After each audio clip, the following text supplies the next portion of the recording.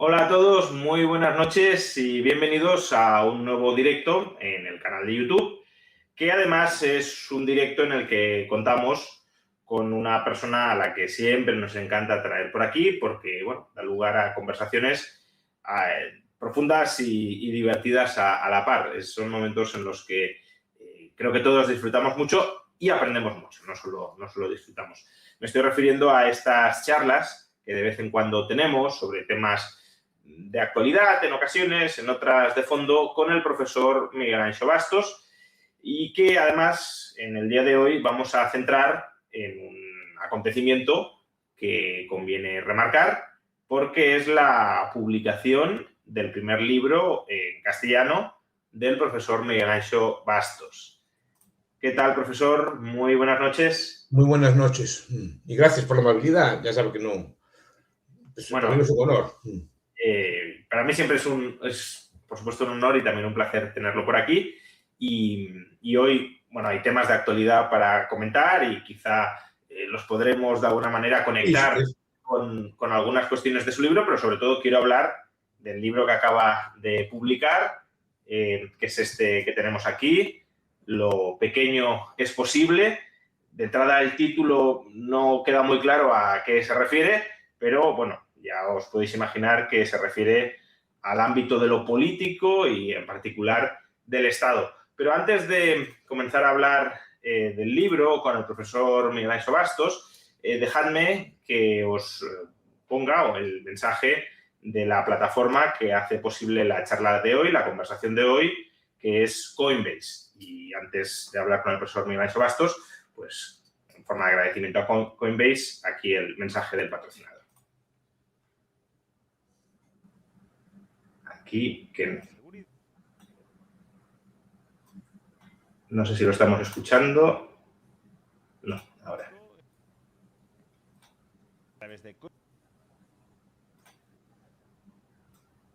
Esto es lo que tiene el directo, pero a ver.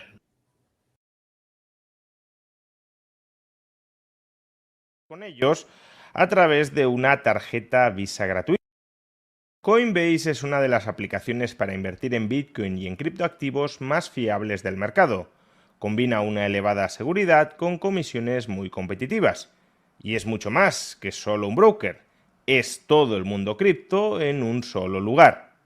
A través de Coinbase podrás explorar más de 300 criptoactivos, invertir en ellos e incluso pagar con ellos a través de una tarjeta Visa gratuita.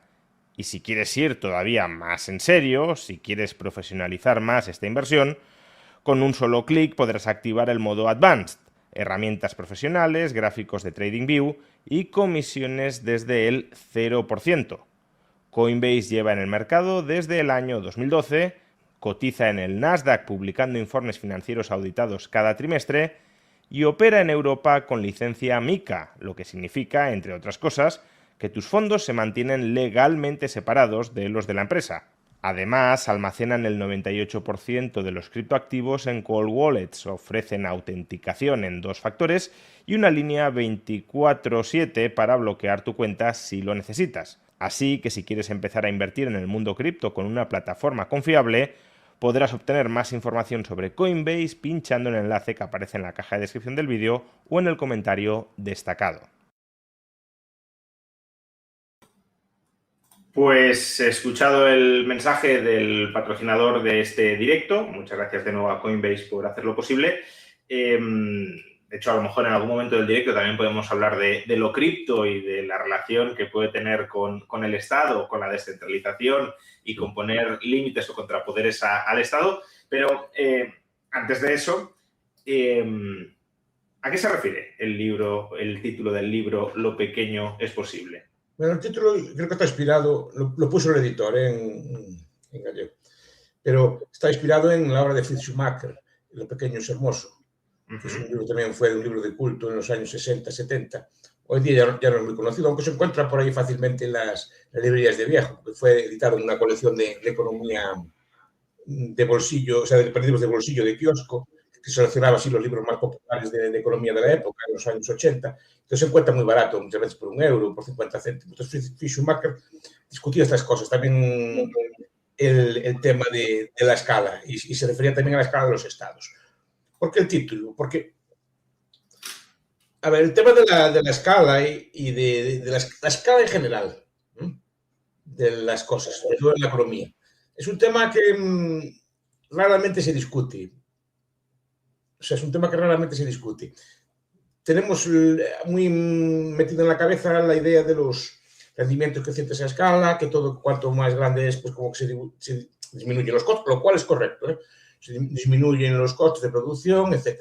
O en los estados, bueno, que cuanto más grande es el estado, pues se pueden producir los servicios a un coste más barato y que se puede, digamos, hacer una gestión como más eficiente, ¿no? Por eso de ahí viene toda la lógica de la integración, pues la integración de estados, ¿no? Por ejemplo, toda la Unión Europea o la creación de, pues, de pan cosas, ¿no? Pues, el pan América, pan Asia, o la idea de crear, digamos, integraciones regionales, ¿no? De estos, el Mercosur, el ALCA, todo.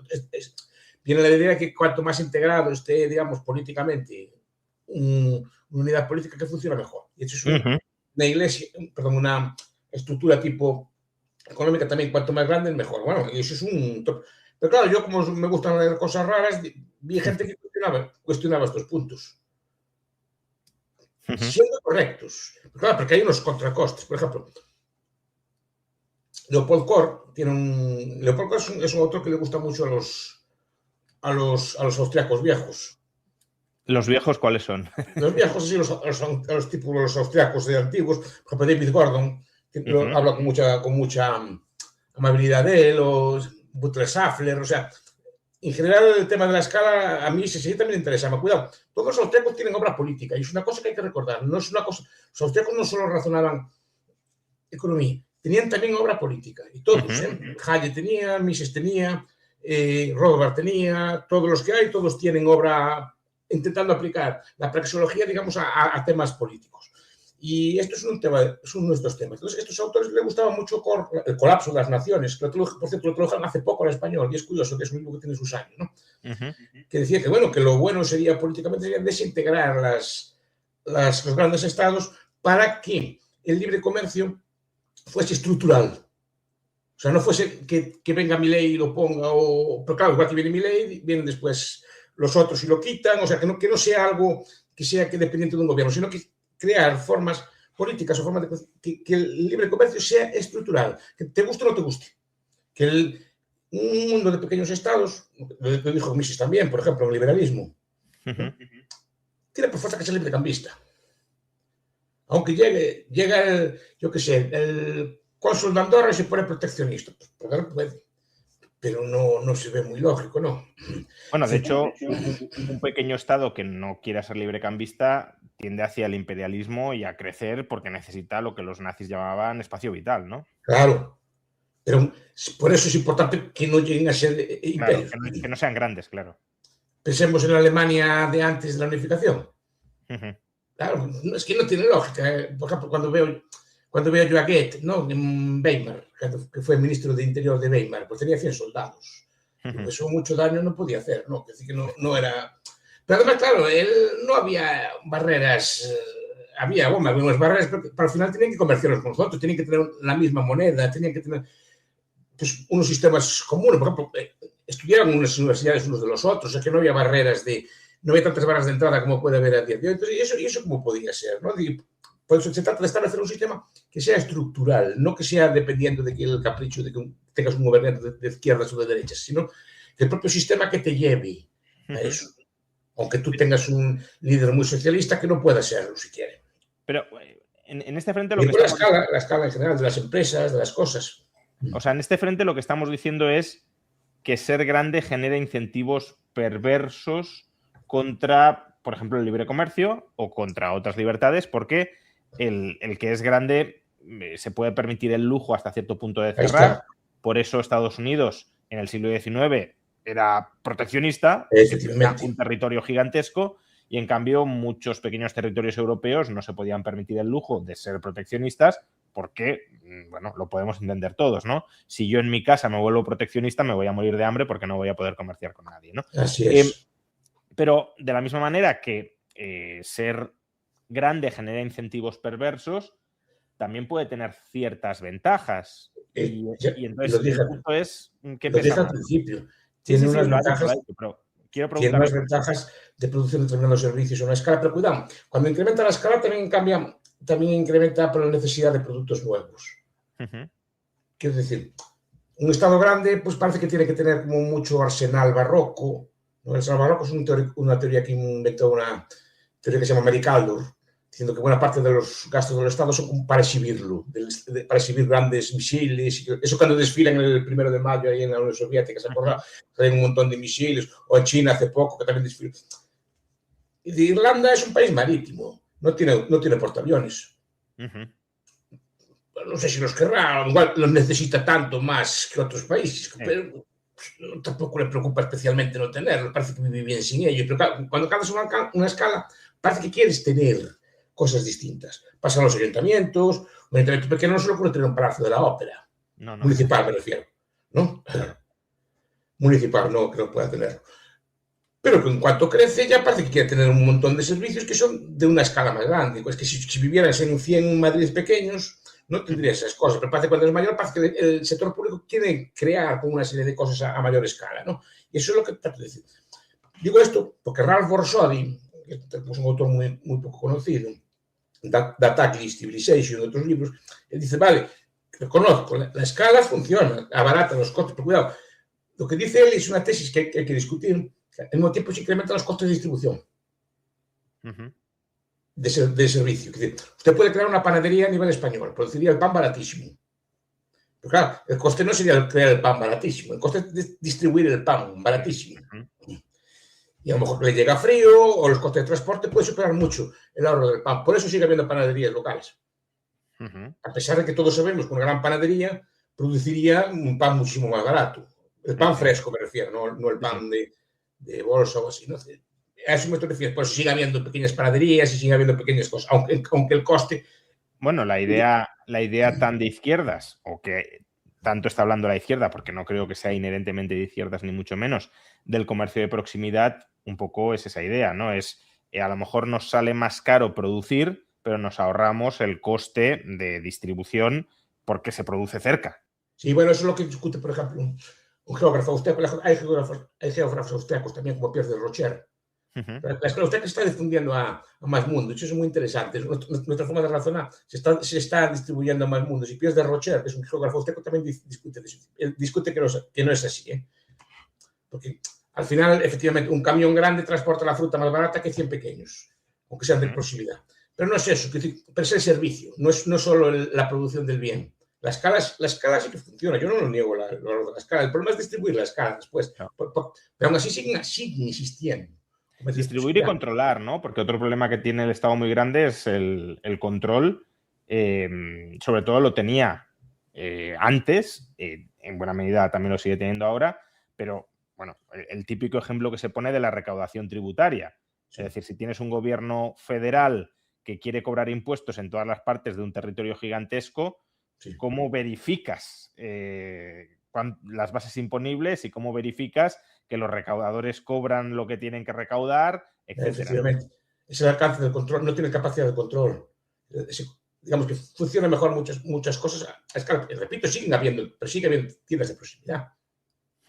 Yo las veo todos los días. Se parecen, a lo mejor, como tiendas generalistas, pero tiendas específicas de productos siguen existiendo a nivel de... Yo las veo, no sé, en Madrid, casa, pero bastantes, pero yo en mi ciudad veo un montón de tiendas pequeñas que siguen existiendo a pesar de la competencia de la gran distribución. Porque saben también, y tienen unas ventajas que no tienen las otras. Por eso digo que en esa competencia no es tan cerrada como parece. Y los supermercados, digamos, de escala regional siguen compitiendo muy bien contra los grandes.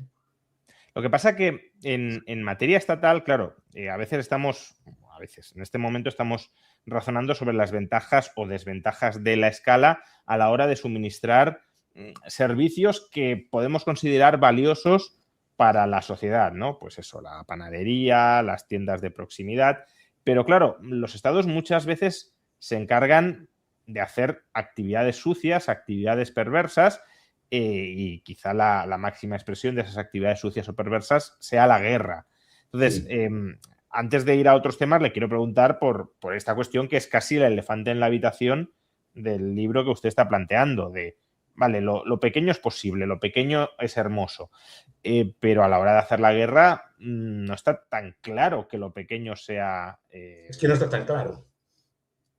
Que lo pequeño, que los estados A pequeños ver, sean superiores a los grandes a la hora de arrollar y conquistar o es que no defender. está tan claro. Obviamente un estado grande a uno pequeño le puede, está claro, pero a muchos pequeños le pueden. Esa es la cuestión.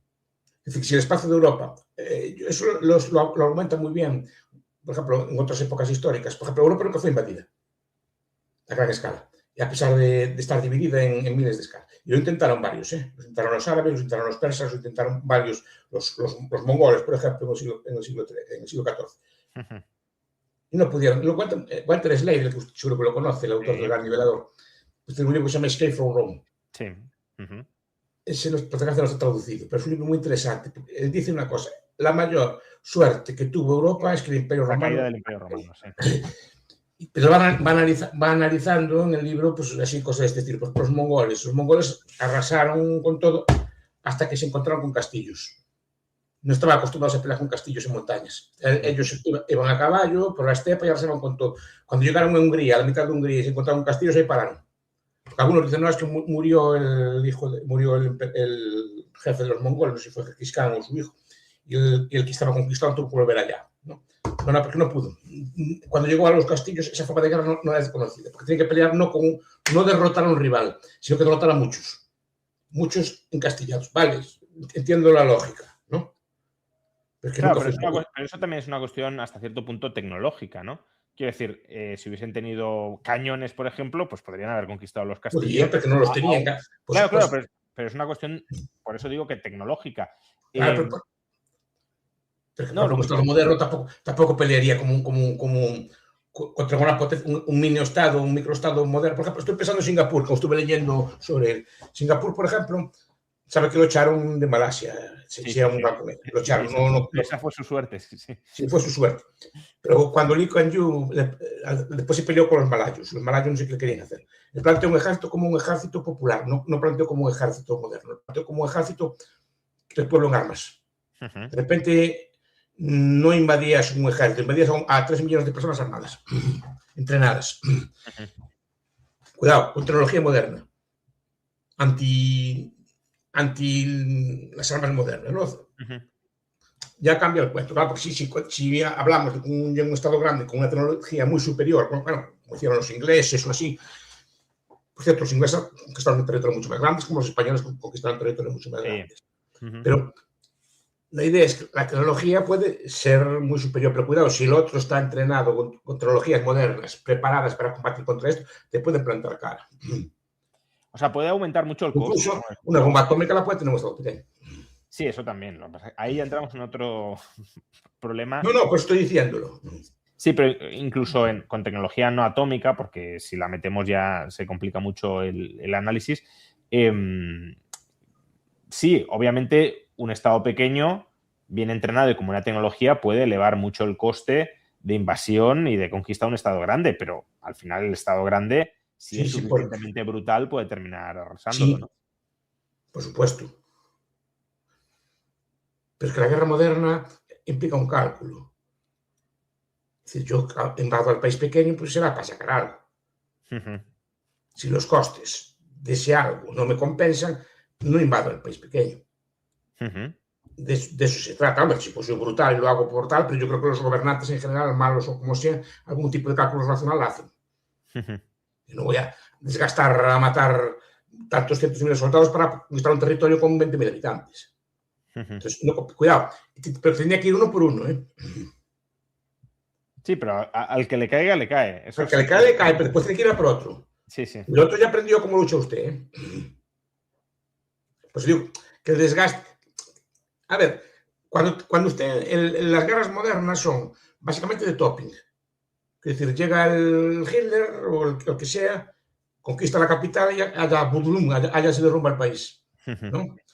En una guerra de este estilo, ¿vale? Conquista la capital de un microestado, pero después tiene que ir por el otro, tiene que ir por el otro, tiene que ir por el otro. O sea, tiene que expandir sus ejércitos, no lo puede concentrar, tiene que diseminarlo por un montón de unidades políticas. Y ahí ya es más vulnerable. Sí, lo que pasa es que ahí también se podría, o sea, bueno, hay varias cuestiones, ¿no? Una, la estrategia que está describiendo hasta cierto punto y no le está saliendo mal, aunque estamos hablando también de un Estado muy grande, ¿no? Pero sería un poco lo que intenta hacer Irán con Estados Unidos, ¿no? Aumentarle el coste de los ataques y de la invasión para que al final Estados Unidos, siendo mucho más grande, teniendo recursos muchísimo mayores, siendo mucho más poderoso, tenga que terminar cediendo porque no pueda soportar su opinión pública el coste de esa guerra, ¿no? El coste político y el coste económico. Sí, los dos. Sí, coste en general, ¿no? Y otra, podría argumentarse que los estados pequeños, y querría saber su opinión sobre eso, no tendrán capacidad para, pues, por ejemplo, movilizar suficientes recursos o hacer progresar lo suficiente la tecnología.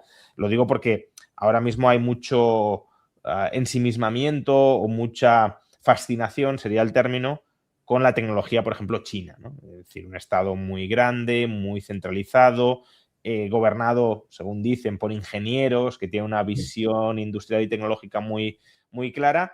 Entonces tienes un estado grande, muy tecnológico, y lo que uno podría plantear es un estado pequeño no va a tener recursos para ser tan tecnológicamente avanzado y, por tanto, para plantar cara, incluso en términos de tecnología, a un estado grande. Solo tiene que ser rico y comprarla.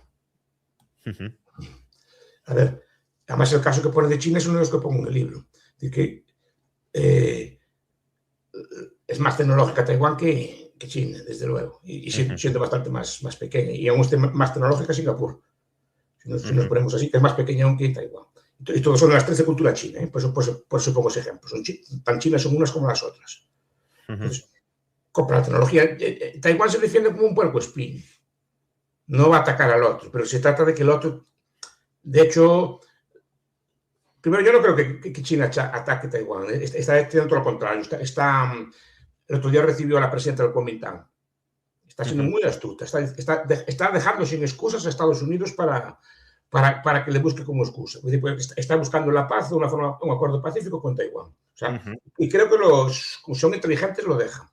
Pero si en caso de ataque chino, primero, ¿qué lleva? ¿Qué es el beneficio de China? El beneficio de Taiwán básicamente es una industria tecnológica, de microchips y de industrias tecnológicas. Todos sabemos que esas industrias de microchips, que son muy sofisticadas de hacer, creo que son muy complicadas de hacer, requieren unos condicionamientos técnicos muy sofisticados, están minados. Si los atacan los chinos, los destruyen. El chino no gana nada atacando Vietnam, pues lleva 20 millones más. 20 millones es lo que ganan en su población un año. Pero no es una gran ventaja, sobre todo si destruyes la infraestructura. Además, China es dependiente incluso de sus microchips también. Entonces, lo que le interesa es que le sea costoso invadirla. Que no gane nada y que se lleve un chasco y que quede destruida. De hecho, China no invadió a los demás países. Quien invadió fue la India, que invadió Goa. Pero China a Hong Kong lo llevó por un tratado, y por un tratado que firmó con los ingleses, por ejemplo, ¿no? O Macao también, con los portugueses. Fueron los sitios más violentos con Goa. Y Taiwán, a pesar de, que es una cosa discutible, pues tampoco creo yo que la quieran invadir. Claro, pero la tecnología la puedes tener comprándola, no tienes por qué hacerla tú. Lo que tienes que ser tú es rico. Pero sobre eso un posible contraargumento. Claro, antes hemos dicho, los países grandes tienen incentivos perversos a cerrarse, porque como hasta cierto punto son autosuficientes, su autosuficiencia es mayor que la de un país pequeño, pues el coste de cerrarse comercialmente es menor. Pero precisamente en un conflicto, claro, usted está diciendo, no tienes por qué desarrollar tú la tecnología, la puedes comprar. Claro, la puedes comprar siempre que no te bloqueen. Y en ese sentido, un país pequeño está más expuesto al peligro y al daño de un bloqueo que un país grande. Porque, claro, si bloquean a Estados Unidos, pues, hombre, es muy dañino para su economía, pero precisamente porque tiene cierta autosuficiencia, no sería tan desastroso como si bloquean totalmente a Taiwán, ¿no? No, bloquearlo, tienes que bloquearlo muy bloqueado y eso también te pone unos costes, ¿no? Sí, claro. Estamos hablando de una guerra que el país pequeño, que es Israel, le patea al más grande. Que pudo con su pequeñito país rodeado y fácilmente bloqueable, al final pudo adquirir tecnología y no solo golpear a Irán, golpear a todos sus vecinos si hace falta. Es que no, es tecnológicamente mucho más desarrollado. Es un país de 10 millones de habitantes, Sí, sí. No es mucho. Y mira el potencial que tiene de estabilizar una zona. Sí, sí. No, por eso lo digo. Por desgracia, sí, sí. Sí, por eso lo digo, pero es un país de 10 millones de habitantes y es fácilmente bloqueable, ¿eh? Pero simplemente busca aliados, como cualquier país un poco inteligente, busca aliados y busca socios en todas partes. Claro, Como hizo pero Taiwán, como hacen todas partes. Claro que lo pueden bloquear. si Pero ya pueden hablamos, bloquear a España o a cualquier sitio, claro. claro, pero bueno, un país pequeño es más susceptible de ser bloqueado si no tiene aliados, ¿no? Y eso me conduce a otro tema, que es justamente el de las alianzas. Lo que no me queda muy claro de su tesis es si también ven mal las alianzas, No, pero por ejemplo usted sí es crítico de la OTAN. la OTAN, pero no es una alianza, es una alianza automática, no es ad hoc. Uh-huh. Cuando vienen los turcos, los europeos se juntan contra los turcos, por ejemplo. O sea, cuando fue de bien. O cuando hay que hacer, por desgracia también, cuando hay que hacer una cruzada, también se juntaron. Y eran muchos reinos y fueron. Se puede hacer, pero son alianzas voluntarias y también por tu propio interés. Nadie dice que te vayas a pelear tú solo. Tú simplemente sabe que si te ataca, tú eres Estonia y te atacan otros y tal, pues tienes que buscar tus socios también. Y tienes alianzas ad hoc, parece, no una alianza automática. Ese es el problema. Si le entiendo bien, usted lo que no le gusta son las estructuras estables supranacionales. Efectivamente, que tengas que defender, porque si, o sea, Turquía no se pelea con cualquiera de sus vecinos, tenemos que ir nosotros también allí. Cuidado, es socio de la OTAN, ¿eh? Sí. Con la ley en la mano tendríamos que ir. Bueno, incluso Donald Trump está criticando, sin razón, pero está criticando a los miembros de la OTAN porque no le han acompañado a atacar. Es que la OTAN teóricamente es una alianza defensiva, no es una alianza ofensiva. Por eso digo que sin razón, pero bueno, que pero aún así, ya se puede convertir incluso en una alianza ofensiva, ¿no? Claro, por ejemplo, en Kosovo, en Yugoslavia, ahí usaron las cosas de la OTAN para, la organización de la OTAN para atacar eso. Pero se trata de que no sea automático, que sí que haya una alianza. Es decir, cuando hay una guerra, muchas veces los países se alían pues para que venga un enemigo común. Pero no tiene por qué ser una alianza automática, simplemente de... Además que no sé cuál es el... Cuando me digan cuál es el enemigo, hablamos. Claro, bueno, y justamente sobre eso le quería preguntar. Porque... ¿Puede parar un momento? Que voy a... Sí. Está llorando el niño, espera un momento. Sí. No hay problema. Mientras esperamos al profesor Bastos, pues nada, recordaros, aprovecho para hacer una pausa para el patrocinador, recordaros que este directo está apadrinado por Coinbase. Si queréis invertir en Bitcoin y quien lo quiera en otros criptoactivos, ya sabéis que yo en general tiendo a quedarme con Bitcoin e incluso a no colocarlos en la misma categoría por mucho que compartan una misma tecnología subyacente. Pues bueno, tenéis la posibilidad de hacerlo a través de Coinbase. No es desde luego la única alternativa, la única posibilidad, pero sí es una forma, una modalidad a través de un exchange muy, muy conocido y reputado, hacerlo a través de Coinbase. Estamos con la presentación del libro del profesor Miguel Anxo Bastos de Lo pequeño es posible, que acaba de ser publicado hace unos días, ha salido a la venta hace unos días por Deusto, una editorial pues también muy querida en este canal, que es con la que suelo publicar mis libros, y que pues bueno, me alegro que el profesor Bastos también se haya unido a esta familia editorial. Profesor. Es cosa del niño, ¿sabes? Perfectamente comprensible.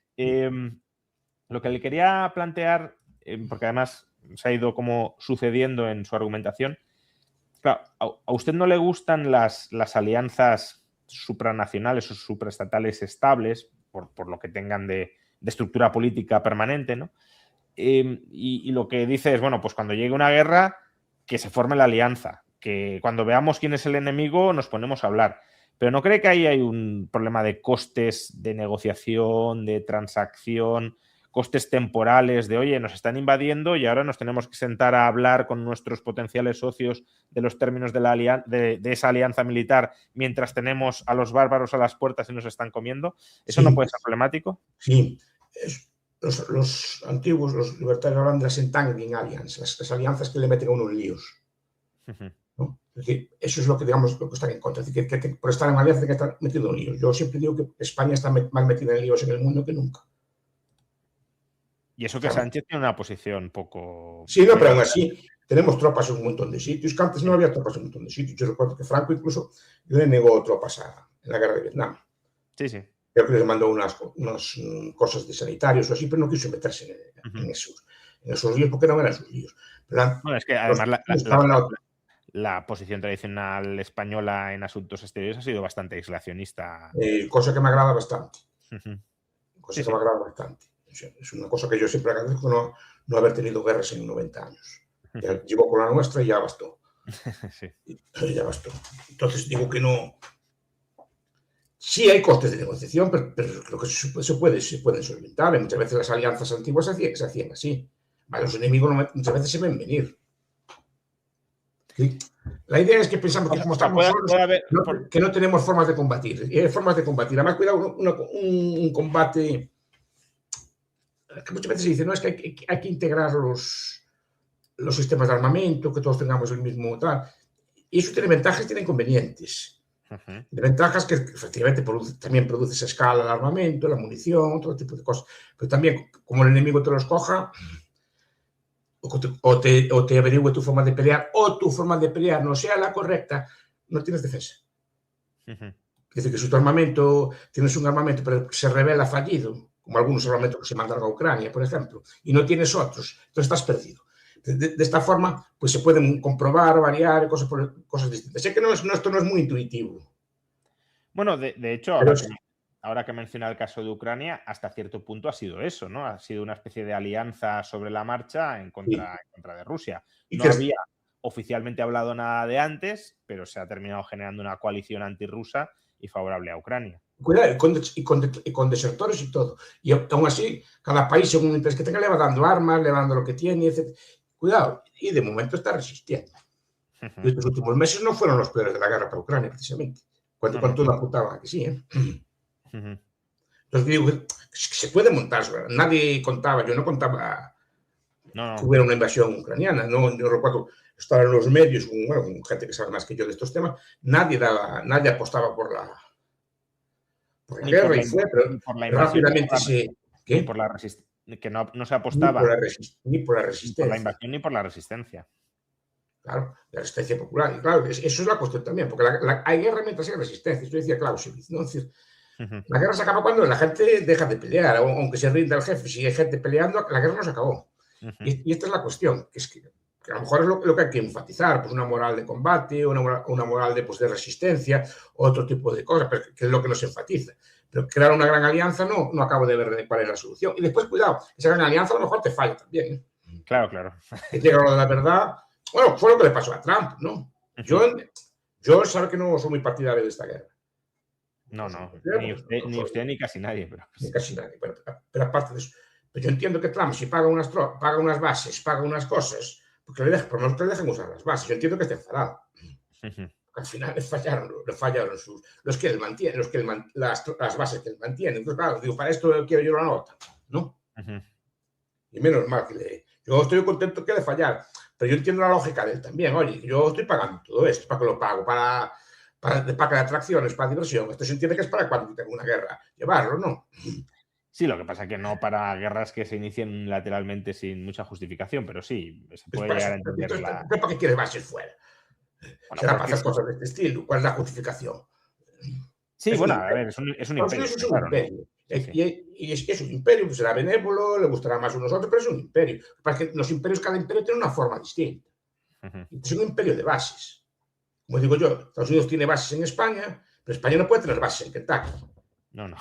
Si quisiera o le apeteciera tener una base allí, no la puede tener. Entonces, esto es un sistema asimétrico, esto es un sistema imperial, que no es un imperio como los de antes, ¿de acuerdo? Que no es un imperio como tal, pero tiene una lógica imperial, es una lógica asimétrica. Yo puedo tener en tu territorio, tú no puedes tener en el mío.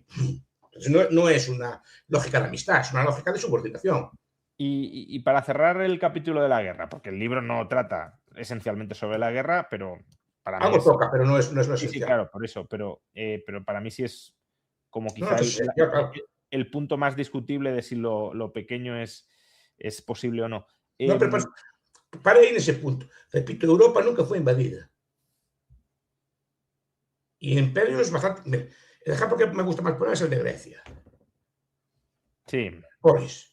Bueno, pues llegaron los persas, que aquello era enorme. Bueno, pues no pudieron. Y cuidado, y los persas tuvieron traidores, perdón, los griegos tuvieron traidores, incluso polis que se aliaron con los persas.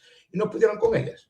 Entonces digo, con la tecnología pre de la época, pero nosotros hablamos, claro, no de tecnologías asimétricas, con tecnologías de que los países, digamos, pequeños sean avanzados también y el otro sea avanzado también. Entonces veríamos que es como se plantea.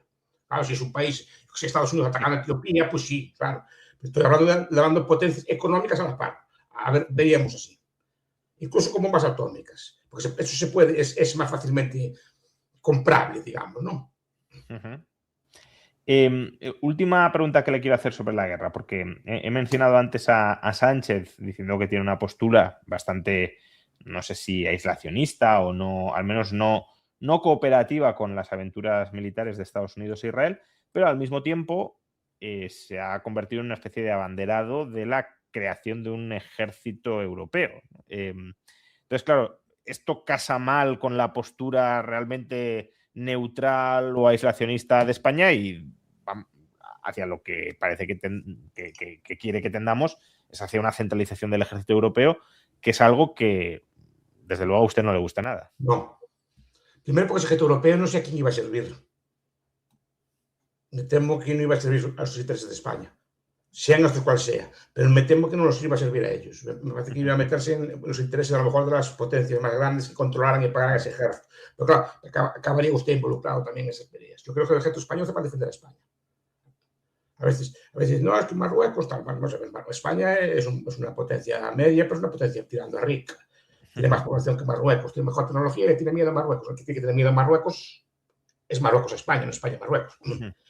Como fue siempre históricamente, ¿no? Sí, lo que pasa es que Marruecos también tiene unas alianzas pues tú tienes las políticas inteligentes. No eres capaz de defender tu territorio contra Marruecos. Sabes que eres una hiperpotencia. Bueno, si tienes a Estados Unidos... ¿Qué? Si tienes a Estados Unidos y hasta cierto punto también Israel detrás, a lo mejor... pues sí. Vale, pero aún así, tú también tendrías que buscar tus alianzas. Si Estados Unidos y Israel van contra ti, tú te alías con Chile, con Rusia. Es así la lógica. Ellos tienen que saberlo también. Sí, sí. Y si se juega la guerra, se juega la guerra. No, cuidado que estas alianzas cada China están cambiando, ¿eh? Sí, sí, sí. Usted vio no solo por España, von der Leyen y todo esto están, y hasta fue el otro día, el presidente de Alemania fue a China. Bien, es decir, aquí la política internacional no tiene principios. Si es Estados Unidos, es el que te maltrata, y a veces parece que es el que te maltrata, tú cambias de socio. Y si España te abandona a los tuyos, España te dice, muy bien, tú también tienes tus bazas, ¿eh? Usted me abandona, muy bien, pues yo me paso al otro bando y ya está, y me convierto en una base china aquí. Quiero decir, si te fastidian mucho, tú también fastidias. Es como se hacen las guerras, por eso normalmente estamos en una etapa de equilibrio. Te digo que normalmente quien tiene las más bazas es España, que pasa España no es capaz de defender su territorio. Si no es capaz de defender su territorio, entonces ¿para qué el ejército español? Para que el ejército español está diseñado para campañas en Ucrania, para campañas en Malí, para campañas que no tiene que tenerlas, es normal que esté preocupado. Sí, de hecho, claro, toda esta autonomía geopolítica que está describiendo con un ejército europeo centralizado no sería posible, porque al final quien marcaría la alianza es quien tenga el ejército. O por buscar un ejemplo reciente, la política, nos gustará o no, es otro tema, pero la política euroescéptica y rusófila que ha tenido hasta hace poco Orbán en Hungría, si Hungría no tuviese ejército propio, no lo hubiese podido llevar a cabo de ninguna manera, claro, porque le dicen desde Bruselas, tú a las órdenes y tú a obedecer. Claro. Es decir, que muchas veces también se piensa en el ejército europeo como un ejército de defensa frente a agresores externos, pero también puede ser una herramienta de represión interna contra la autonomía local nacional, ¿no? Fue lo que pasó en muchos países, que se considera el ejército, pues el ejército se usa para reprimir a la población. Cambiando de tema, porque además ha llegado un mensaje al chat y me interesa, más allá de lo que comenté este mensaje, por otra línea de argumentación que a veces se escucha, ¿no? El mensaje, y ahora lo ligo con otros temas, es Estados pequeños, el sueño húmedo de la élite globalista. Lo escribe literalmente Klaus Schwab, Yuval Harari, cabezas del Foro Económico Mundial. Más allá de esto, a mí el mensaje me parece un poco contradictorio, ¿no? Porque el globalismo es la tendencia hacia un Estado único mundial o hacia estructuras cada vez más centralizadas globalmente. Pero es verdad que muchas personas identifican procesos secesionistas como el que tuvo lugar, el que se intentó que tuviera lugar en Cataluña en 2017, como estratagemas del globalismo para desintegrar los estados-nación existentes y no sé muy bien cómo de carambola terminar en estructuras cada vez más centralizadas. ¿Usted cómo lo ve esto? ¿Los antiglobalistas deberían ser partidarios de estados pequeños o de estados como los actuales pero muy fuertes? Cuantos más estados en ese aspecto, mejor. Porque serían más pequeños por lógica, ¿no? Pero veamos, yo soy un globalista. ¿Qué es más fácil, comprar a la Unión Europea o a 100 estados? O sea, ¿qué es más fácil, comprar a 10 altos funcionarios o 10 comisarios o a 2.500 ministros y jefes de Estado en ese tipo de cosas? Porque yo veo que la Unión Europea, por lo que están diciendo en la prensa, muchos comisarios son fácilmente comprables. Sí, bastante, sí. Pero es que es una pura lógica económica. Es decir, ¿cuánto me cuesta comprar un comisario? Tantos millones de euros, ¿vale? Pues, ¿cuántos son? 250 millones de euros, 300 millones de euros compro, y hay muchas potencias que los compran, ¿eh? Ahora, ¿cuánto me cuesta comprar 200, 300 o 500 estados pequeños? Primero, el corrupto se corrompe en todas partes del mundo. El estado pequeño no es una garantía de eso. Primero, pero hay un coste mínimo para corromperte. ¿Cómo no? Sí, no. Para dormir por la noche, yo no sé, yo supongo que sería, no sé si sería corruptible, nadie me pagó por eso, nunca hizo la prueba. Entonces, no sé cuánto costaría yo. Pero bueno, yo, una persona así como yo, aún tendría un coste, para dormir por la noche, que puede acabar preso, cosas por el estilo, ¿no? Pero multiplícase por 1.500. Pero ese coste es el mismo para 1.500 que para una persona a gran escala. Es decir, sí, no, y a veces, o sea, yo creo que los costes. La corrupción local nos es mucho más visible a todos y además al ser local y habiendo muchas localidades, por definición va a ser mucho más numerosa en cantidad de casos, pero también lo que hay que medir es la magnitud de esos casos, porque puede que un caso de corrupción en la Comisión Europea sea mucho más dañino y mucho más cuantioso que miles de casos de corrupción locales. Ahí está. Porque afecta a toda la Unión Europea. Exacto, Una corrupción de ese estilo afecta a toda la Comisión Europea, en caso de haberla, ¿no? Pero la corrupción también tiene la escala de la corrupción también. Es decir, yo voy a corromper al cónsul de Andorra, ¿vale? Y me cuesta corromperlo, ¿y qué gano yo corrompiendo el cónsul de Andorra? ¿Qué mercado gano regulado yo? Claro. Gano un mercado de 50.000 personas regulado, casi ni me compensa. Y al cónsul tampoco, porque me voy a corromper por una calderilla, puedo acabar preso igual que... No puedo acabar preso igual que acaba el otro, no duermo por las noches, estoy chantajeado por X dinero. Es decir, no me compensa. Y el otro no me puede pagar más tampoco. A un cónsul, al gran duque o uno de estos microestados, el coste de corromperlo debe ser alto, también como cualquier otra persona. Me compensa gastar 2 millones de euros en corromper a un cónsul, por ejemplo. Por cierto, cuando ahora usted habla de microestados, para que también lo dimensionemos, porque yo creo que muchos de los que nos están escuchando no tienen en mente el tamaño territorial del estado en el que está pensando usted. Para usted, ¿Andorra es un estado pequeño o grande? A ver, si es para Aristóteles sería enorme. Por eso digo. O sea, que usted aspira a estados aún más pequeños que... A ver, ya sabe cómo soy yo, no sabe que... Por eso me gusta también, porque es un camino, es un próximo. Yo sé que la monarquía no la veré, pero es un próximo. Se acerca bastante, cada vez cuanto más pequeño, más se acerca.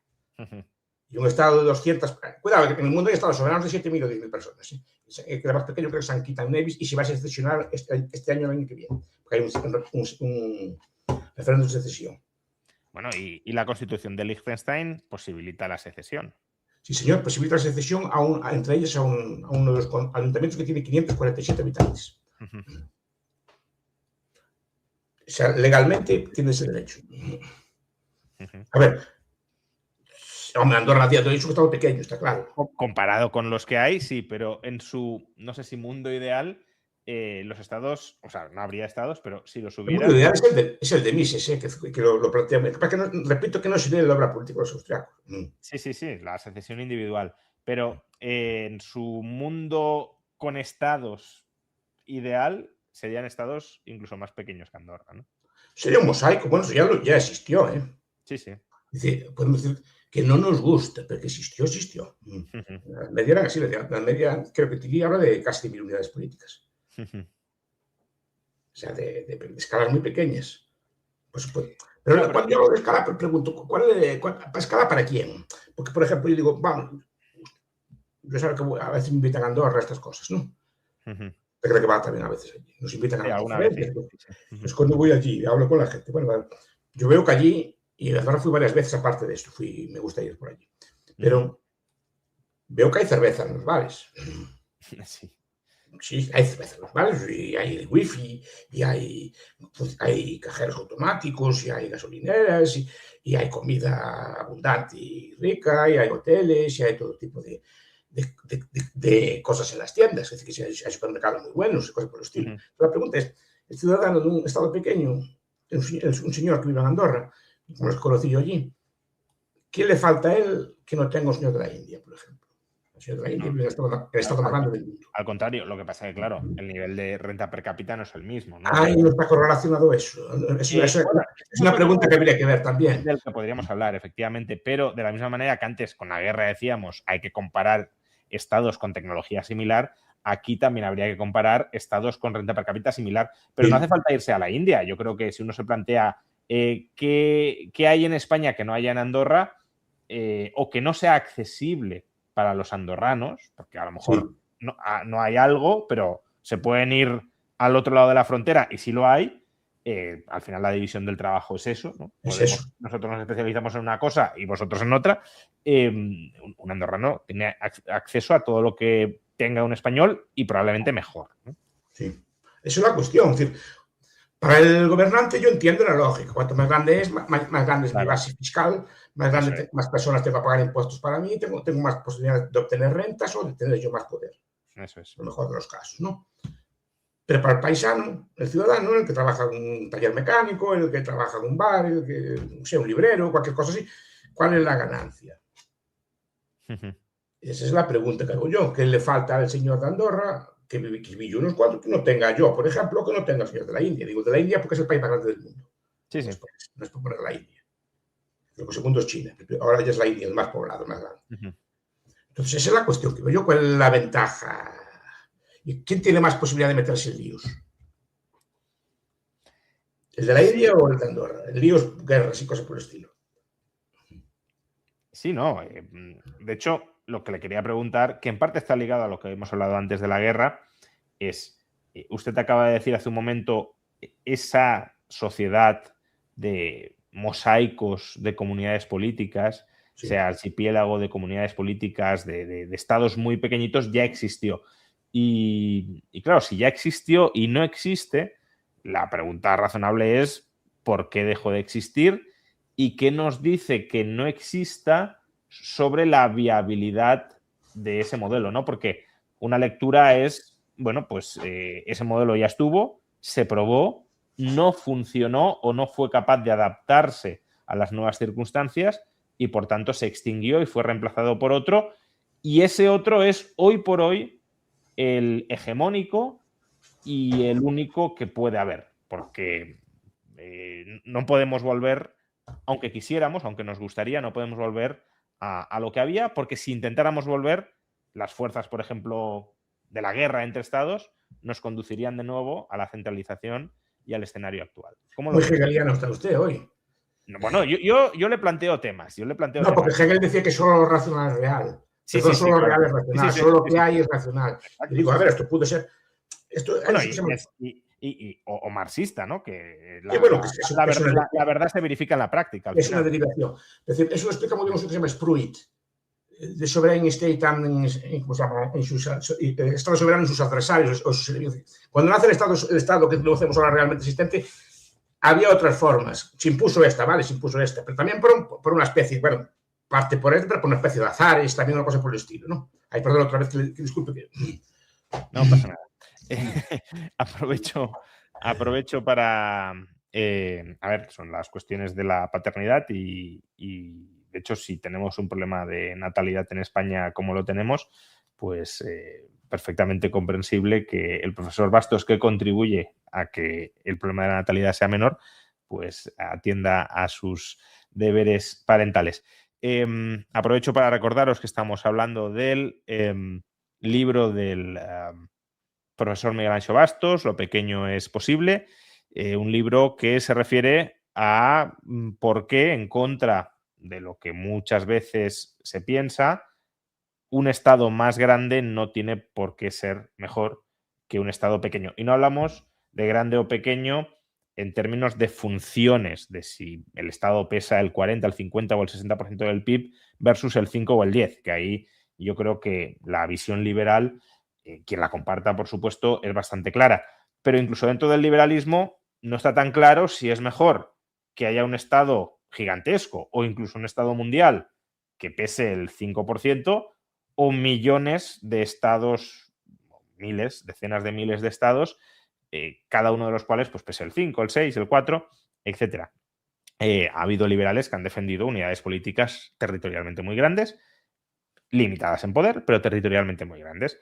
Y en este libro el profesor Bastos pues, se decanta por otra visión, otra tradición, con la que, por cierto, muchos ya lo sabréis, pero como en esta entrevista también tomo un cierto tono contradictor, es una postura con la que yo coincido bastante, de descentralizar la escala territorial del poder, ¿no? Profesor, bienvenido. Hablaba de mosaicos y hablaba de Irán. Mira que la guerra de Irán está planteada en forma de mosaico. En cuanto a descentralización tanto de los mandos como de la ofensiva, ¿no? Es decir, que los de Irán dividieron en 20 comunidades de mando. Es decir, la guerra de mosaico, para que si cae una, las demás no caigan. Siguen resistiendo. Vamos, lo primero que hicieron fue descabezar al ayatolá supremo y ¿qué? Y nada, ¿no? Nada, porque estaba pensado ya para eso. Que es lo que estamos planteando muchas veces con esto de la guerra. No, perdón que le interrumpí. No, estaba hablando de su libro, aprovechando la pausa. No, estábamos en que solo lo real es racional, y por tanto, si lo que existe es lo único que en un determinado momento puede existir, o por el contrario, en el mundo actual, ¿usted cree que podríamos tener miles de estados? A ver, a día de hoy no. Y no habría un proceso, una tendencia a centralizar políticamente. A ver. A día de hoy no. Yo otra cosa, cuando las planteo, me gusta plantear cosas además que no están de moda. Porque me gusta discutir de cosas que no... apartarse un poco del mundo, porque si no estamos todo el día debatiendo de actualidad. ¿no? Sigo por aquí, pero si no es un problema técnico es otro, pero... Por eso me refiero, no es fácil. Pero cuidado, le voy a dar una cosa. El número de estados desde principios del siglo XX no ha dejado de aumentar. El tope, digamos, de reducción de estados fue a finales del XIX con los imperios europeos, austrohúngaro, el imperio ruso. Desde la final de la Primera Guerra Mundial no ha dejado, desde principios del siglo XX, no ha dejado de incrementar sustancialmente el número de estados en Europa.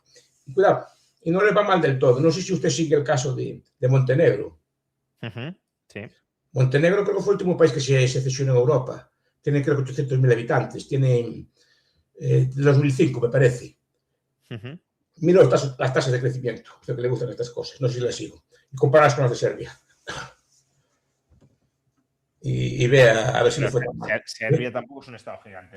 No, mejor aún.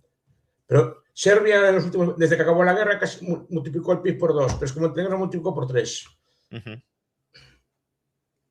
Digo que no tiene por qué irle necesariamente mal. No, hombre, lo que pasa es que, claro, si uno se independiza, se secesiona de una unidad política que lo estaba parasitando, es lógico que al secesionarse... No, pero Montenegro era el pobre, no era el rico. Bueno, pero a lo mejor era pobre porque lo parasitaba. Bueno, ¿no? Ya, pero quiero decir que no le fue mal separar, pero con los serbios tampoco le fue mal. No crecieron tanto, pero tampoco se derrumbaron, que ese es el mito. Es decir, que podemos verlo muchas veces. Ni Inglaterra se arruinó cuando perdió Estados Unidos, ni España cuando, por ejemplo, que es una cosa que me gusta a mí mucho, cuando pierde Cuba y Puerto Rico en 1898. Fue el desastre, pero un desastre político, un desastre cultural, claro, pero no económico. A usted que le gustan estas cosas, el papel español en las bolsas empezó a subir como la espuma en cuanto perdió. Además, empezaron 20 años seguidos de crecimiento económico sin parangón en los últimos siglos, de 1898 a 1918. Y no hubo, y eso que perdió fue el desastre, perdió un montón de cosas, ¿no? Pero ya decía de Israel que las colonias son una piedra de molino al pescuezo. Eso es un lastre normalmente, pero es que ningún país europeo se arruinó por perder colonias. Es más, el que las tuvo mayores proporcionalmente durante más tiempo, que fue Portugal, no le fue especialmente bien con ellas. Le fueron un lastre, tuvieron que gastar un montón de dinero en guerras, tuvieron que gastar un montón de dinero de hombres y de personas allí a enterrar dinero para nada. El desarrollo de Portugal empieza cuando las pierde. Y hay que tener las colonias enormes. Cuando yo era pequeñito íbamos a Portugal, daban unas pegatinas en la frontera, cuando eran los tiempos así, lo que había antes, ¿no? Sí, sí. Portugal no es pequeño, entonces miraba toda Europa metido dentro de las colonias portuguesas, y cabía. ¿Y de qué? ¿Qué valió? Tanta colonia tan grande. Y sí, de hecho, esa lógica es la misma que está ahora mismo dañando a Estados Unidos, que no tiene colonias formales, pero de facto sí las tiene, ¿no? Y precisamente por querer abarcar mucho y controlar mucho, pues todo el ingente gasto militar que drena recursos de otros sitios donde serían más aprovechables. Aquí está este libro muy bueno, que creo que lo van a reeditar, el de Paul Kennedy. El auge de cadencia de las grandes potencias, que aplica, no aplica la teoría del cálculo, pero dice una cosa parecida al cálculo, lo que dice Roba del cálculo económico de las grandes organizaciones, ¿no? Lo aplica a los imperios. Le llama overstretch, como exceso de tamaño, como sobrecarga, ¿no? Una cosa así. Dice que los imperios acaban derrumbados por su propio peso. Y va estudiando los imperios históricos y sobre todo se centra en los imperios modernos. Dice que son tan grandes, tienen que gastar tantos costes en defender aquello que el propio sistema. Porque al final, cuando tú te expandes, multiplica los puntos de fricción. Sí, sí. Tienes que tener guerras en la India, tienes que tener guerras en Etiopía, Estados Unidos tuvo guerras en Somalia, tuvo guerras en un montón de... Eso te va carcomiendo. Y al final, el gran problema histórico de Rusia, ¿no? Que tenía tanta frontera y tantos frentes que defender que estaba en un estado militarizado y en psicosis permanente, ¿no? Pues este libro es muy bueno. Además, creo que el autor lo va a actualizar, pero es un libro clásico. Los imperios caen cuanto más... Precisamente en su etapa más grande, no en su etapa pequeña. Cuando están en el apogeo es cuando se derrumba. Claro. También hay un que se llama Durosel, que es una relación internacional que se llama Todo imperio perecerá. Que explica también, sobre todo en su capítulo final, explica cómo la lógica de los imperios al final llega un momento que es el propio tamaño que te acaba aplastando. Sí, la cuestión es que ahí el imperio por definición tiende a crecer, ¿no? Es decir, si no deja de ser imperio, si deja de tener ambición imperial, si se repliega sobre sí mismo, no es imperio. Pero claro, si el imperio te empuja a crecer, hay un momento en el que ya no puedes abarcar tanto, no puedes controlar tanto y te deshaces por la misma lógica del crecimiento. Le pasó a Roma, le pasó a España, le pasó a todos los grandes imperios. Al final acaban ahogados. Y eso que tienen unos recursos, pero acaban ahogados por su propio peso. Y son comidos por imperios pequeñitos, que a su vez crecen. Esa es la lógica. Eso también lo aplica Roda con las empresas. Es un tema que me interesa, que había que desarrollarlo mucho también. Bueno, es la idea de la disciplina. Porque las empresas tienen una vida limitada. Porque, o sea, las empresas normalmente la esperanza de vida, Ari de Geus, cuando las computas son 35 años en el top, en empresas grandes, ¿no? Y no duran más. Y son comidas por empresas de garajes, por empresas que aparecen de cero, que serán a su vez comidas también. Si superan.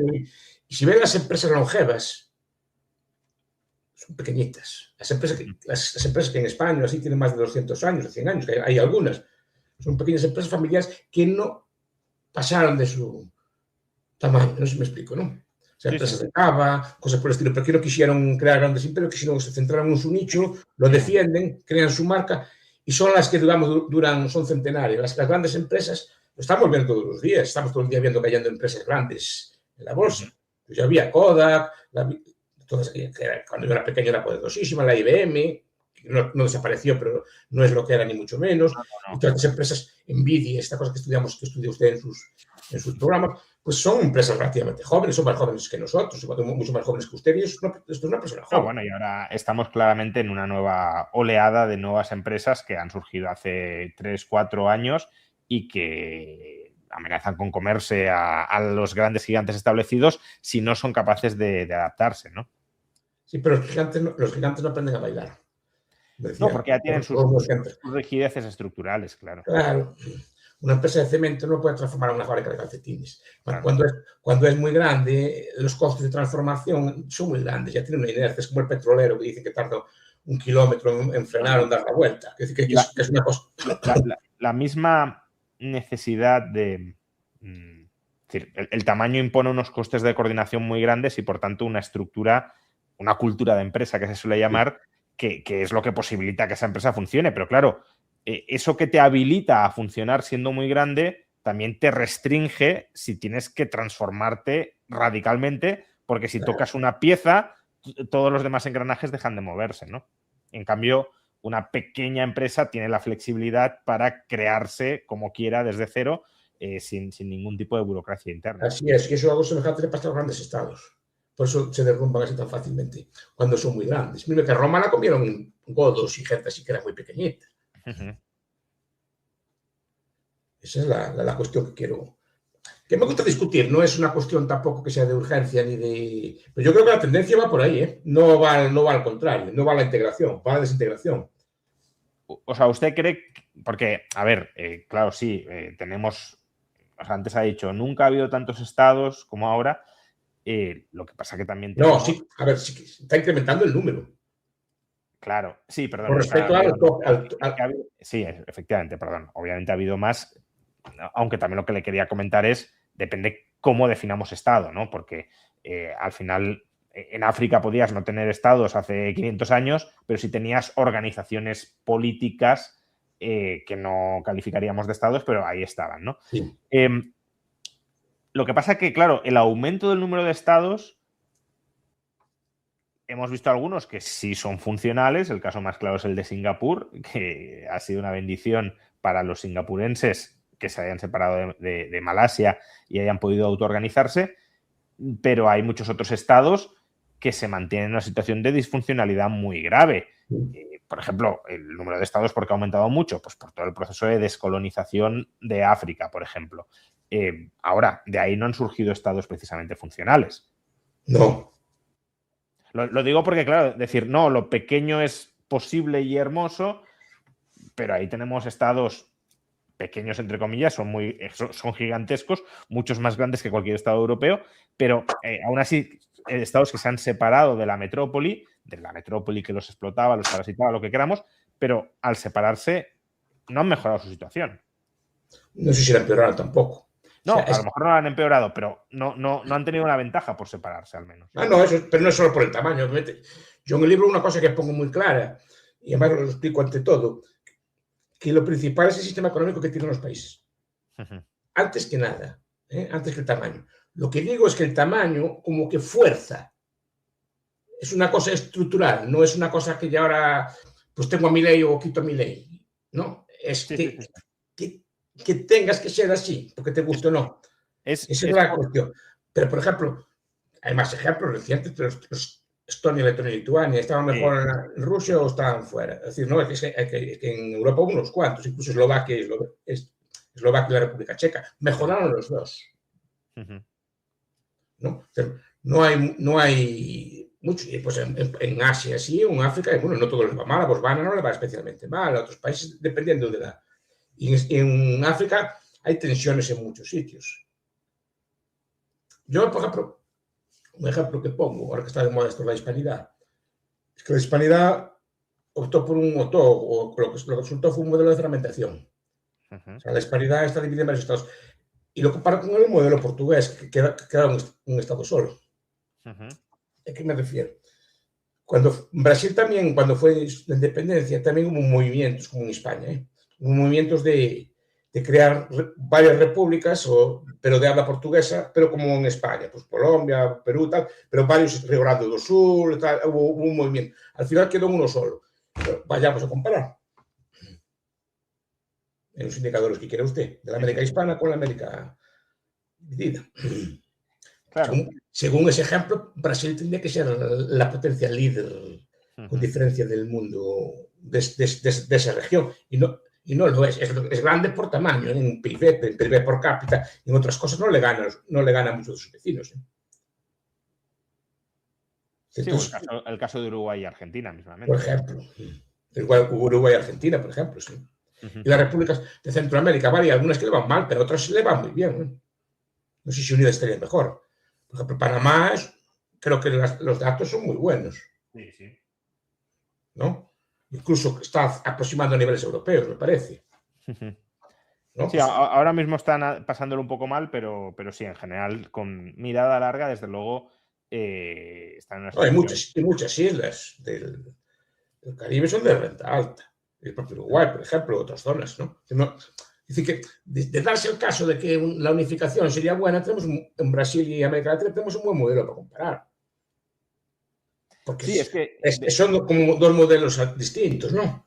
Sin ir más lejos, no, pero como estábamos hablando de Uruguay y Argentina, si las provincias argentinas productivas se quitaran el lastre de la provincia de Buenos Aires, que es la provincia extractiva por excelencia, tanto de rentas como de proteccionismo, esas provincias serían riquísimas a día de hoy y probablemente la provincia de Buenos Aires también. Porque no habría vivido de las rentas extractivas y del proteccionismo, ¿no? También.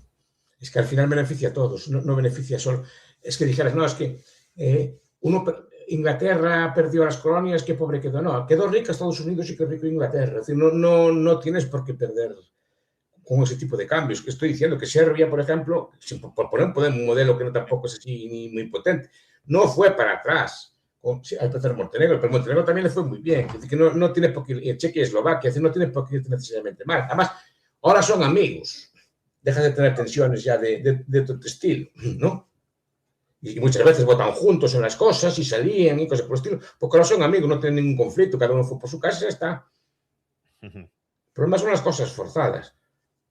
Por eso me gusta a mí este tipo de cosas. Entonces, este tipo de temas creo que son dignos de discutir, incluso desde un punto de vista económico. Económico es decir, de si la praxeología puede pasar. Cuidado, es un tema discutible, que no es un... Sí, no está claro. Pero que es un tema que no se discute. Yo este libro lo escribo básicamente por la lógica de la integración. Porque a mí siempre me contaron que Europa más grande, más única, ever a closer union, que todo ese tipo de cosas que también vienen los tratados. No, bueno, a ver, vamos a verlo. A ver. Porque yo distingo mercado común y Unión Europea. Es una cosa que en el discurso habitual no se distingue. Parece que la Unión Europea nació en los años con el carbón y el acero y aquellas cosas que había. No. La Unión Europea es del año 92. Las cosas de Maastricht. El mercado común es una cosa que son países que se juntan, pactan pues, una serie de libertades y eso me parece muy bien. Y eso fue lo que trajo la paz, aunque no solo fue eso, ¿no? Porque hay muchas zonas del mundo que tampoco se pelean y no están unidas, ¿eh? Sí. Hay zonas del mundo que estaban en América del Sur, había muchas peleas antes y sin unión ninguna no se pelean. Puede ser que no necesariamente es eso. Pero bueno, supongamos que es eso. Cuidado, fue el mercado común.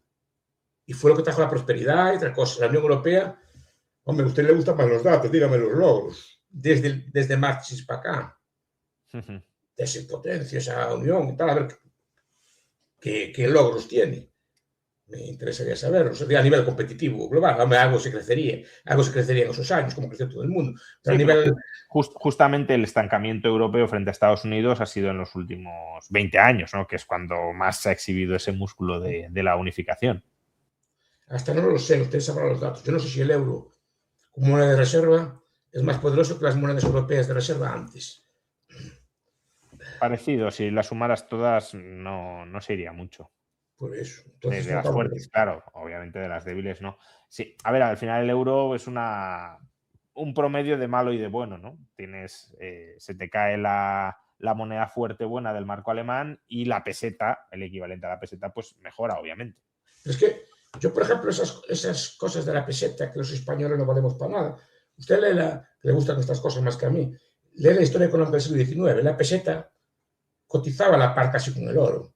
Era una moneda muy sana, el salto temor al déficit, era una economía súper responsable, y era tan españoles como podemos ser los españoles de hoy. Y no creo que fuera más así libertinos o gastadores que somos nosotros. España pudo meterse en el euro con Aznar y fue capaz de hacer un ajuste sin problema ninguno. El problema es que ahora hay riesgo moral, ahora no tienes por qué hacer ajustes. Ya viene papá von der Leyen o papá Margarita Lagarde a salvarte.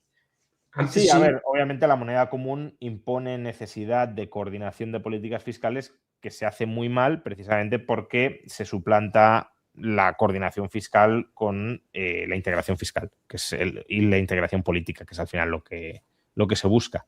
Es que se buscó. Es que el euro es una moneda política, no es una moneda, no tiene lógica. Yo diría que toda moneda fiat es una moneda política. Pero en esto se sabe que en Europa se decidió forzar la integración integrando primero la economía en vez de integrar primero la política. Se quiso integrar primero la economía, que hubiera un mercado europeo y con una moneda europea, con símbolos europeos, y después vendría la unificación política. Por eso se crea una moneda de este estilo. Sí, el español, si estuviéramos solos, seguramente estamos mejor que ahora. Mira lo que estoy diciendo. Por eso, además, mira lo que estoy diciendo. Porque si no, que Pedro Sánchez diría, no me va a venir nadie a salvar. No tengo yo una moneda fuerte. Si empiezo a hacer gansadas, tengo que devaluar la moneda. Ya no juego tanto. Y mi entorno no le hace tanta gracia esto. Mi entorno europeo no le hace tanta gracia que antes. Porque yo vi ajustes. Mira, Aznar ajustó y no estábamos en el euro. Y ajustó y ajustó y hizo lo que hizo falta. Porque la historia española nos demuestra que, sobre todo en el último siglo, que no fue tan descocada como podíamos ser. Somos descocados ahora. Yo sí creo que un gobierno español con peseta, el riesgo de que se peronice es alto. No digo que sea una certeza, pero el riesgo está ahí. Porque al final, aunque la devaluación y la inflación no es beneficiosa electoralmente para el político, sí puede utilizarla o instrumentalizarla, por ejemplo, para capturar rentas y distribuir rentas. Sí puede hacerlo. Pero usted tiene vecinos, tiene muchos estados como él. Cuando hablo de estas cosas de la moneda, digo, un estado pequeño tiene que tener una moneda sana por fuerza también. Bueno, ahí ya... Creo que hay incentivos a que la tenga, pero... Hay incentivos, ahí está, mejor dicho, es así. Sí. El incentivo es a que la tenga, no a que no la tenga. Porque, claro, Andorra, por ejemplo, no tiene moneda. Usa el euro, pero yo cuando fui, la primera vez que fui, era muy joven, aceptaba cualquier moneda. Del pesetas, francos, marcos, lo que hubiera, no recuerdo que fui yo, de muy joven allí. Entonces, no tiene moneda, no tiene ese problema. Es decir, coge en cada momento la que más le interesa. Pero si tiene una moneda propia, tiene que ser una moneda tipo oro, una cosa así, tipo Suiza. No puede permitirse el lujo de tener una moneda débil porque los demás no se la cogen o no quieren ahorrar en él o no se fían comercialmente de él. Entonces, el incentivo es a tener esto. Es como hablo de las taifas. Ahora, las taifas serían todo lo que quieran, pero las taifas tenían la mejor moneda del mundo en su época. Porque no le quedaba otra. Sí. No es que yo quisiera.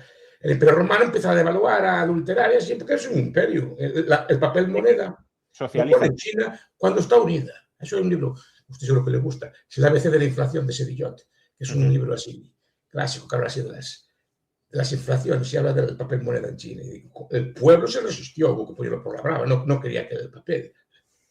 Pero claro, eso lo hizo el emperador porque no había escapatoria. No había, el comercio era todo interno, no había. Entonces, al final es un incentivo. Claro que puede tener moneda mala, puede tener guerra y puede tener un tirano. Puede tener todas las cosas que tiene malas un Estado, pero la escala cambia mucho. Sí, que se concentra más el coste, ¿no? Al final, y por tanto hay más. Cuando el coste se diluye y se distribuye entre muchos, pues hay más incentivo a hacerlo que cuando lo concentras. Si eres una comunidad política pequeña y todo el coste recae sobre tus ciudadanos, hay más probabilidad de que se levanten en armas que si eres capaz de distribuirlo entre millones de ciudadanos. El coste para el gobernante es mayor. Primero, el gobernante tiene un mejor conocimiento tácito del territorio, porque lo conoce. Y después la gente conoce a su gobernante. Yo al presidente de la Junta pues lo veo con frecuencia, no es raro verlo. O sea, no es un ser... Yo a Pedro Sánchez no lo vi nunca. De cerca, quiero decir. De cerca. Nunca estuve en un sitio, ni siquiera en una sala, ni nada así por el estilo. Nunca lo vi de cerca. El presidente de la Junta anda por la calle, o sea, y al final escucha a la gente porque la gente le dice cosas. Quiero decir, no. Se le va dando cuenta, él ve si una cosa está mal, si la carretera está asfaltada, él pasa por ella. Quiero decir, no, no se mueve en un búnker de una ciudad casi amurallada, sino que lo que ve, lo ve todos los días. Él come en los mismos sitios que come la gente de por allí, yo lo vi en restaurantes. O sea, no es una persona inaccesible. Hombre, no hablas con él así de cerca, pero no lo ves y la gente habla con él, saluda a la gente. Es decir, no es una persona inaccesible. Pero yo al presidente del gobierno español, yo nunca vi ninguno. Y al rey. O sea, nunca los vi en la televisión, pero nunca los vi. O sea, nunca tuve... ya ni hablo de hablar, de verlos así en sitios. En todo caso, en un meeting, una cosa así, a mucha distancia. Pero no es la misma fuente de información que puede tener un gobernante. No, al meeting no van a pisar la calle y a ver cómo está la calle, sino a dar su discurso y a marcharse, ¿no? Claro. Yo cuando estaba en Andorra, la gente decía, ahí está el cónsul, puedes verlo por ahí, el cónsul lo ves por la calle andando, además el cónsul ni siquiera trabaja por las mañanas en su oficio y solo es cónsul por la tarde. Es distinto, no sé cómo decirlo. Claro, puede ser un tirano, puede ser un malvado y tal, pero creo que también tiene más costes. Porque su familia ya está allí, no es lo mismo, no sé cómo decirlo. Aunque puede hacer todos los daños del mundo, no quiere decir que no sea, que no puede hacer daño. Y ha dicho que lo principal es el modelo, ¿no? Pero dentro del modelo, pues la escala es un segundo factor a considerar. Última pregunta que le quiero formular y ya terminamos porque se está haciendo muy tarde. Sí. Justamente sobre esto que está diciendo, porque un argumento que también se utiliza mucho en contra de la descentralización y de unidades políticas pequeñas, etcétera, es el de las duplicidades. Sí. Es decir, es más sencillo tener un ministro de Asuntos Exteriores que no 500 ministros de Asuntos Exteriores en el territorio que hoy es España, ¿no? ¿Qué diría frente a eso? Sí, depende de que lo quiera buscar. Yo soy partidario de la redundancia, de la duplicidad. Es decir, incluso tengo un paper sobre eso, publicado así como se titula Redundancia y Duplicidad en las administraciones, defendiendo eso. Porque también cuidado, esas cosas a usted tiene que gustarle porque son lo que le gustan a la administración pública de la escuela de Bloomington. Sí. No Elinor Ostrom, su marido, Vincent Ostrom. Sí, Vincent. Tiene un libro muy bueno de administración pública sobre eso, defendiendo la duplicidad y la competencia entre administraciones. Claro que defiende, depende de lo que quiera usted. Si el presidente o el ministro de Exteriores es óptimo, puede ser mejor, pero el problema es que si no es óptimo, arruina a todos. Claro. Ese es el problema de tener un liderazgo malo y tener un liderazgo solo. Primero que no hay un benchmark, no hay una competencia. Es decir, cuando Europa, una de las cosas que triunfó, pues un tema que no hablamos tampoco, porque triunfó Europa, este Mocky, el premio Nobel de este año pasado, tiene un paper muy bueno también defendiendo estas tesis. O sea, pues digo, cuando hablo de estas cosas, es una tradición vieja, no es una tradición así que me saque yo de la manga, es una tradición que está muy propia en el pensamiento liberal, aunque esté dividido. Lo que dice él es que en un sistema descentralizado, cada ministro hace sus políticas, si es buena la copian, si es mala la desechan, pero el daño queda circunscrito. Claro. El caso de China, por ejemplo, es el de Zheng He. El emperador de China, dirigido en Perú, un explorador que se llama Zheng He, que exploró, fue a África con barcos, comerció, trajo jirafas y trajo un montón de cosas. Bueno, pero el emperador se encaprichó que el imperio no podía comerciar con nadie, mandó quemar los barcos, los destruyó y no dejó comerciar más. Y así fue por 400 años. Y ese emperador mandó en toda China y China lo comerció 400 años. Eso en Europa no podría haber pasado. Que apareciera un emperador que prohibiera esto, porque había 50 emperadores, iba España por su lado, Portugal por el suyo, Francia por el suyo, Inglaterra por el suyo, cada uno hacía su comercio por sus cosas, y Holanda por el suyo, cuidado, una Holanda muy dividida, por cierto, es cosa que sí, no hablamos de esto. La Holanda que le planta cara al Imperio Español, en Holanda dividida, en 9. Es decir, y el contraejemplo de lo que está poniendo es el proceso de financiación del descubrimiento de América, ¿no? Es decir, voy por cada corte, algunas me rechazan, pero otras me terminan financiando y puedo tener la expedición. Si hubiera un emperador solo, le diría que sí o que no, pues si dice que no, allá va, como pasó en China. Sí. Como pasó en China, el emperador podía prohibir cualquier cosa y se prohibía todo el imperio, no había esta posibilidad de cosas. Entonces, si el gobernante es muy bueno y todo eso, sí, podría ser que a lo mejor la redundancia no fuera así, pero cuidado, es muy vulnerable. Un sistema que depende de una persona sola es muy vulnerable, cuidado, y es muy corruptible, porque solo hay que corromper a 4 o 5. Claro. Yo insisto en eso. No, y lo que decía de los benchmarks, ¿no? Es muy bueno comparado con qué, claro. Claro. Es que Europa no había censura. La Europa medieval no había censura. Era muy difícil que hubiera censura. En la Europa fragmentada. No, pero que si prohíbes comerciar, puedes pensar que eso es el óptimo y que no hay nada mejor y cómo vamos a saber si lo estamos haciendo bien o mal. Claro, cuando unos comercian y otros no, y el que comercia prospera y el que no se estanca, pues dices, no lo debemos de estar haciendo tan bien. Esa es la No están tesis haciendo, ¿no? de Baechler o de John, diciendo que el capitalismo no nace, gente piensa que el capitalismo nace toda la venta. El capitalismo nace en unos sitios concretos. Nace en unas ciudades italianas, nace en Flandes, nace en algunas comarcas de Inglaterra, no nace en Inglaterra. En Escocia, por ejemplo, no se dio, serían unas zonas de Inglaterra. Si hubiera un Estado europeo que pudiera aplastarlo, seguramente lo hubiera aplastado. Porque el capitalismo es muy disruptivo y muy revolucionario en muchas cosas, no solo en la política. Entonces, lo hubiera aplastado, pero no pudo aplastarlo porque había sitio donde nació. Y una vez que esos países se desarrollaron, los demás o lo imitaban o quedaban atrás. Es el caso inglés, Inglaterra, que era un país relativamente pequeño de habitantes, empieza a desarrollarse económicamente a tal punto que puede dominar a todo el mundo, pero porque es muy rico. Claro. Pero nace allí porque no había un imperio europeo. Un poco como puede pasar ahora con la inteligencia artificial, ¿no? Que quien no la adopte, pues se quedará Efectivamente. Y no te queda otra. No te queda otra, pero no te queda otra. Claro, pero también escogerás entre varias inteligencias artificiales. Claro. Y escogerás y triunfarán las que se adapten mejor a las necesidades del mercado. Pero quien no lo adopte, pues quedará atrás, claro. Como quien no adoptó el capitalismo se quedaba atrás, eres muy libre de no cogerlo, pero también eres muy libre de quedar totalmente atrasado.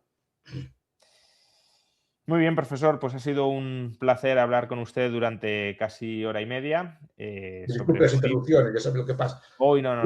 Yo lo paso muy bien porque estos temas con poca gente los puedo hablar. Entonces, ya que es tan amable de invitar, podemos tener conversaciones de este estilo.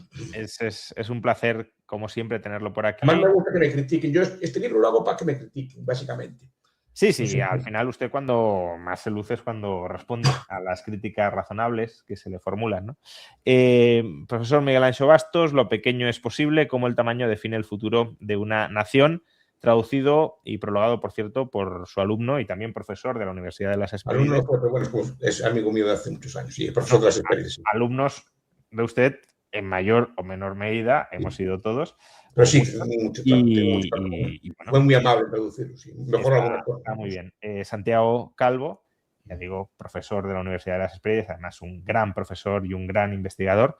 Pues a quien le interese este tema del que hemos estado hablando, tenéis la portada aquí, tenéis también el enlace al libro en Amazon en la caja de descripción del vídeo. Lo dicho, profesor, muchísimas gracias por... Gracias a usted por la habilidad y gracias por la conversación, que siempre es muy amable, y por las críticas, que me hacen cavilar y me hacen mejorar la... Hay que refinar el análisis y estas cosas, si no se discuten, no se hablan. Pero bueno, pues muchas gracias y hasta la próxima, si Dios quiere. Chao. Pues muchas gracias, profesor. Y a todos vosotros, a pesar de los problemas que estoy teniendo con la cámara, muchísimas gracias por acompañarnos. Espero que hayáis disfrutado. Recordad que este ha sido un directo posibilitado por Coinbase, nuestro patrocinador. Si queréis obtener más información sobre Coinbase y empezar a operar en cripto, sobre todo yo diría casi en Bitcoin, pero bueno, tenéis también el enlace en la caja de descripción del vídeo y en el comentario destacado. Muy buenas noches a todos y nos vemos en un próximo directo. Hasta entonces.